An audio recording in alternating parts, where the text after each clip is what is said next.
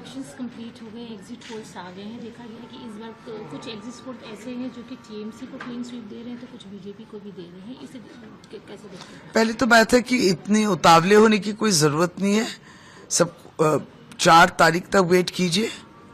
हाँ, जिस तरीके से इलेक्शन हुआ और जिस तरीके से लोगों की भावनाओं को उछाला गया, जिस तरीके से लोगों को परेशान किया गया और जिस तरीके से आज निर्वाचन के दिन जो लोग निकले थे, वोटर्स थे, वो सब वोटर्स है, यहाँ के बंगाल में रहते हैं और उन पर जिस तरीके के उनके संग जिस तरीके की सेंट्रल फोर्स ने आचरण किए, ये सब की जिम्मेदारी ईसीआई को भी लेना होगा और लेना होगा केंद्र सरकार को भी।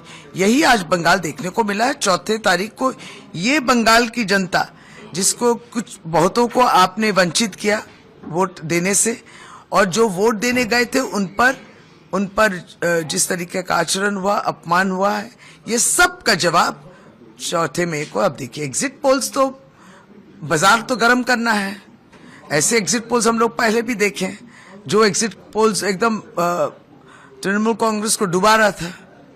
फिर जब तृणमूल कांग्रेस उभरती हुई ऊपर आई, तब ये लोग जो एग्जिट पोल्स को, किसी ने माफी मांगा, किसी ने ये कहा हमसे गलती हो गई, हमको तो और कुछ और सीखना है, तो ये सब चलता है।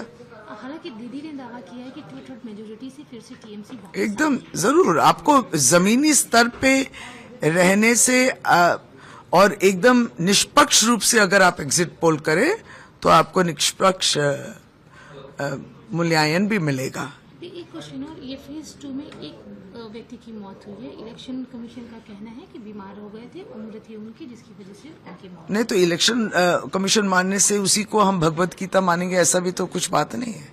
उनको भी तो प्रमाण करना है। ये बात साफ तौर से सेंट्रल फोर्स की लाठीचार्ज हुई, वो इलेक्शन वोट देने ही आए थे और उनके संग जो बर्ताव हुआ था, उसके बाद जो मार वो खाए, उसके बाद आमता हॉस्पिटल में उनकी मृत्यु हुई।